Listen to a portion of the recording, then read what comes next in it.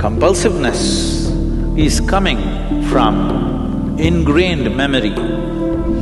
To what extent it dominates will decide how compulsive you are. Don't try to counter it, don't try to forcefully beat it.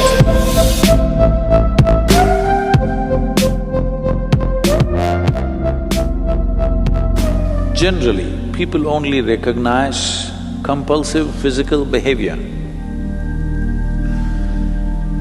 Somebody is addicted to drink, somebody is addicted to something else, somebody compulsively is abusive or something else negative that they cannot avoid doing is considered compulsive. But we must look a little deeper. The very way we sit and stand, largely it's compulsive. Maybe if you are practicing Hatha Yoga, slowly how you sit, how you stand is becoming a conscious process. Otherwise, it's largely compulsive. If we see your shadow, how you sit down, we almost know who it is, because you sit in a particular way, you stand up in a particular way. Have you noticed this? Every body has its own compulsive patterns. Compulsiveness is coming from ingrained memory. You can call it genetic, you can call it karmic, you can call it by many other names, but essentially, memory has taken over your life. What spiritual process means is to create an awareness, to become conscious in such a way that we override the memory, not just in small levels of compulsiveness of behavior or food or whatever else, but in the very compulsiveness of life, which has to go through cyclical process of life and death. To beat the ultimate compulsion is the longing to be born and the inevitable process of life and death. So when we use the word mukti, I know today there are mukti chocolates and ice creams, but it's okay, they're making the word popular. At least that way you use the word.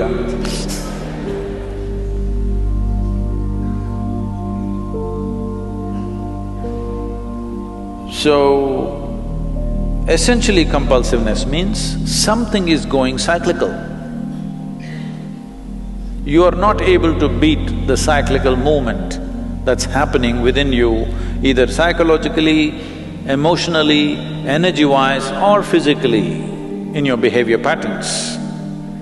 Maybe you are noticing only the behavioral patterns, the compulsive nature of your behavior.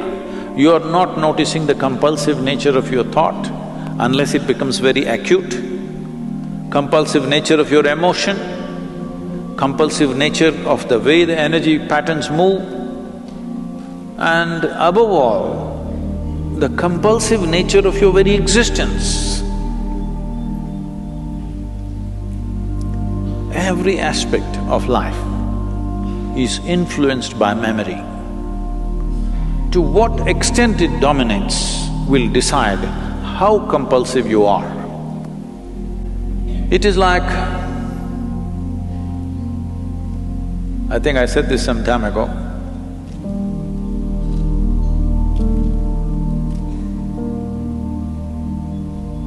Swami creeps upon me every day, but not compulsively. When on the headphones they hear my voice is little going like that, he's coming with a warm drink, which sometimes I drink and sometimes I don't. But you can make this a compulsive pattern. That is, every day at 12 o'clock, at 2 o'clock, warm drink. You need it, you don't need it. This is called developing good habits.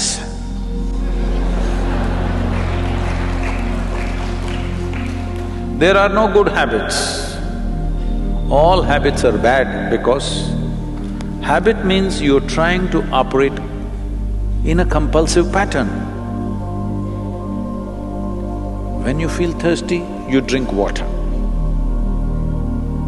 No, not like that. Doctor tells you every day 3 liters of water, half the time you are in the pee place.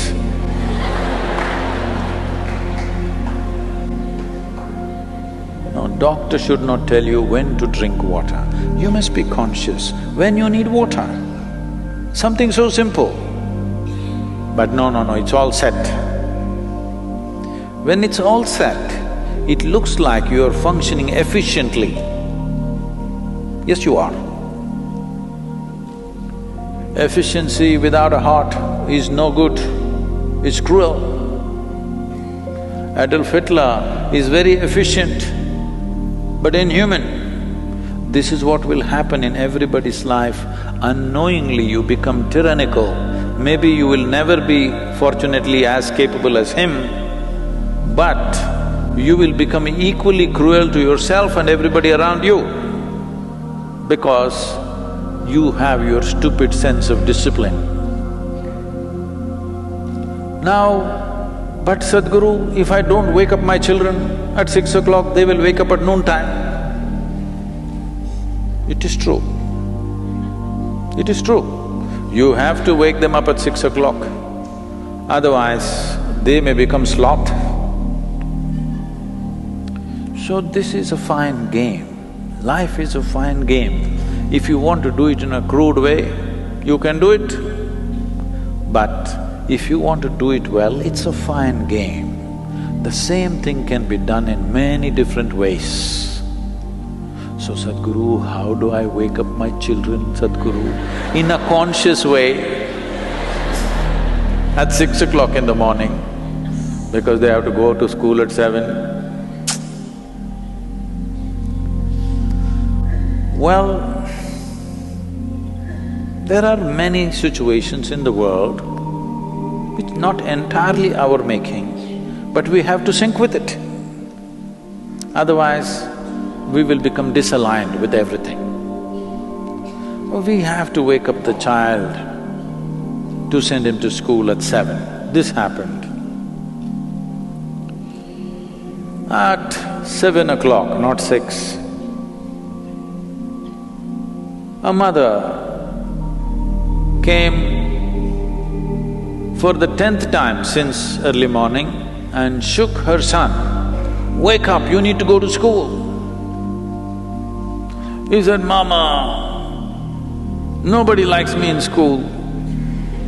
The teachers don't like me. The rest of the staff don't like me. The bus drivers hate me. I don't want to go to school."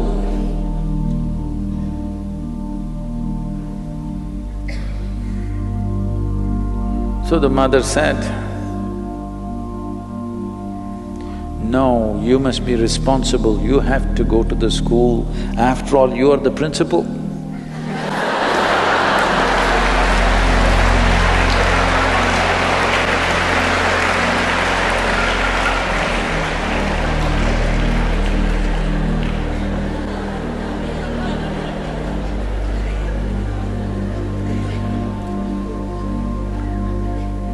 To fulfill certain situations, we create certain patterns, but the pattern can be conscious pattern. It may be a rigid pattern, but a conscious pattern for a period of time to fulfill certain situations. But it need not become a part of our system. If you go with the rhythms of nature, naturally some things will happen in certain ways. Isn't that also compulsive? That every year in the month of June, monsoon should come. Is that not compulsive? It is.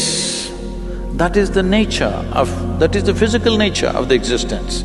It is by patterns, set patterns. Unfortunately, even the monsoons are becoming a bit conscious and not coming.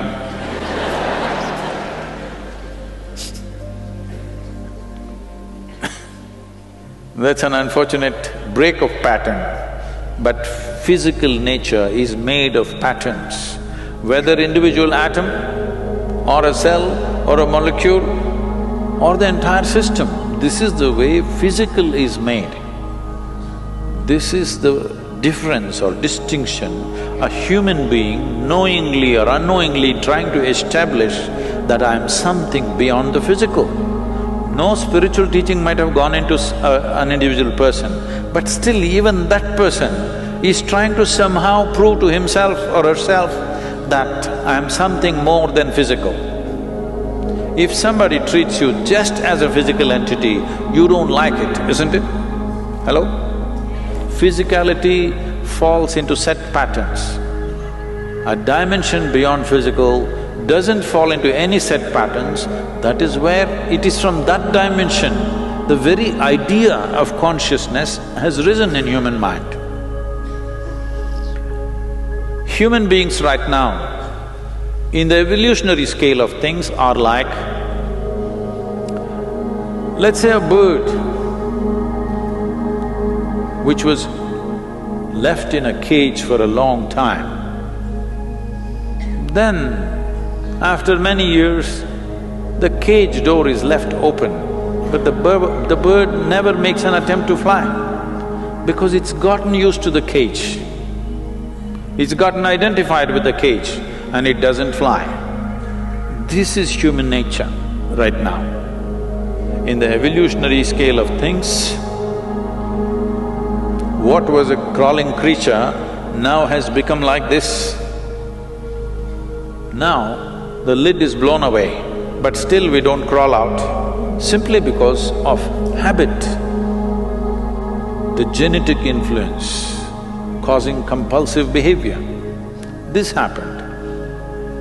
A 3-year-old boy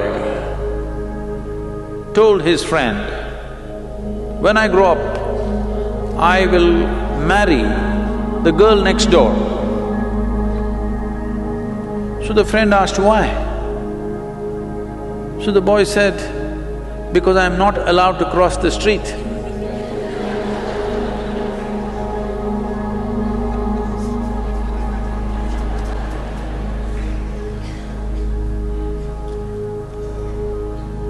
So, compulsiveness, don't try to counter it, don't try to forcefully beat it. You just have to become conscious.